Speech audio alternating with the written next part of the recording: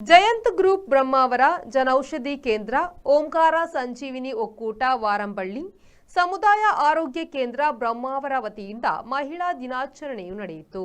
ಕಾರ್ಯಕ್ರಮದಲ್ಲಿ ಭಾಗವಹಿಸಿದ್ದ ಲೋಕಸಭಾ ಸದಸ್ಯ ಕೋಟಾ ಶ್ರೀನಿವಾಸ್ ಪೂಜಾರಿಯವರು ಮಾತನಾಡಿ, ಉಡುಪಿ ಜಿಲ್ಲೆ ಶಿಶು ಮರಣ ಇಲ್ಲದಿರುವುದು ದೇಶದಲ್ಲೇ ಮೊದಲ ಸ್ಥಾನದಲ್ಲಿದೆ. ಬಡ ಮಹಿಳೆಯರು ಕೂಡ ಗ್ರಾಮ ಪಂಚಾಯತ್ ಅಧ್ಯಕ್ಷರಾಗುವಂತೆ ಮುಂದಿನ ದಿನದಲ್ಲಿ ಲೋಕಸಭೆಯಲ್ಲಿ ಕೂಡ 200ರಷ್ಟು ಮಹಿಳೆಯರು ಪ್ರವೇಶ ಪಡೆಯಲಿದ್ದು ಸಮಾನತೆ ಬರಲಿದೆ ಎಂದರು.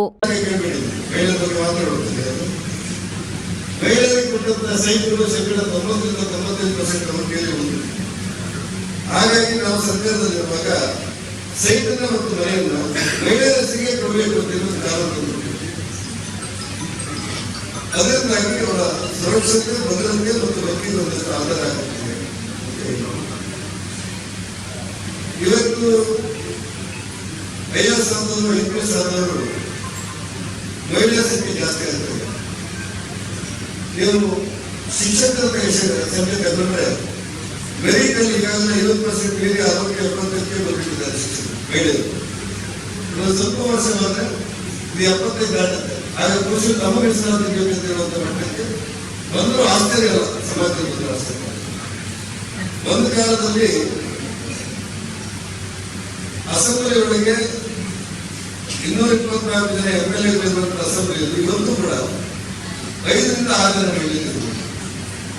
ಈ 4 ವರ್ಷದಲ್ಲಿ ಕೇಂದ್ರ ಸರ್ಕಾರ ತಂದಿರುವಂತಹ ಮಹಿಳಾ ಮೀಸಲಾತಿ ತಿದ್ದುಪಡಿ ಬಂದ್ರೆ 224 ಜನ ಸದಸ್ಯರಲ್ಲಿ 83 ಜನ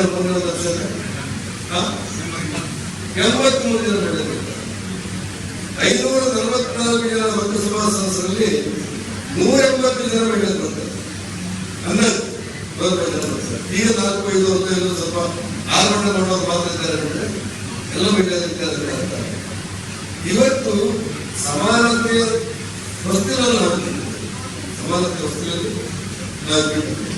ಅಷ್ಟಾದ್ರೂ ಕೂಡ ಪೂರ್ಣ ಸಮಾನತೆ ಗೊತ್ತಿದೆ ಕೇಳಿದ್ರೆ ಮತ್ತು ನಮ್ಮ ಕುರಿ ಮಾಡೋರಿಗೆ ಈ ಪುರುಷ ಕುರಿ ಮಾಡೋರಿಗೆ ಉಳಿಸ್ತಿದ್ರೆ ಮಹಿಳೆಯರು ಅದರ ಅರ್ಥ ಈಗ ಕುರಿಯರ ಎಲ್ಲರಿಂದ ಸಮಾನತೆ ಹೋಗ್ಬಿಟ್ಟಿದೆ.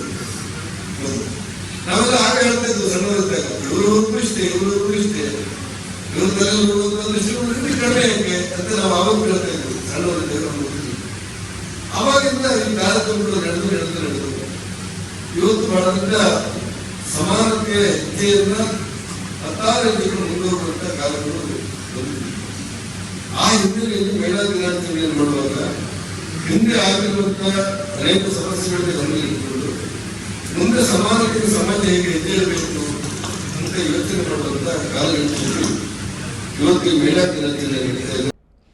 ಈ ಸಂದರ್ಭದಲ್ಲಿ 4 ಮಂದಿ ಮಹಿಳಾ ಸಾಧಕಿಯರನ್ನ ಸನ್ಮಾನಿಸಲಾಯಿತು. ಓರ್ವ ಅನಾರೋಗ್ಯ ಪೀಡಿತ ಮಹಿಳೆಗೆ ಆರ್ಥಿಕ ನೆರವು ನೀಡಲಾಯಿತು. ಕಾರ್ಯಕ್ರಮದ ಬಳಿಕ ಮಹಿಳೆಯರ ಉಚಿತ ಆರೋಗ್ಯ ತಪಾಸಣೆ ಜರುಗಿತು.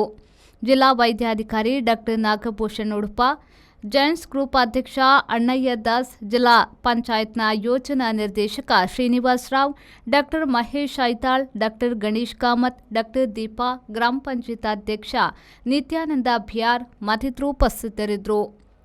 Bureau report V4 news Brahmavar. Mummy, summer vacations ಗೆ ಈ ಸರಿ ವಾಟರ್ ಪಾರ್ಕ್ ಗೆ ಹೋಗೋಣ. ಮಾನಸ ವಾಟರ್ ಪಾರ್ಕ್ ಗೆ ಹೋಗೋಣ.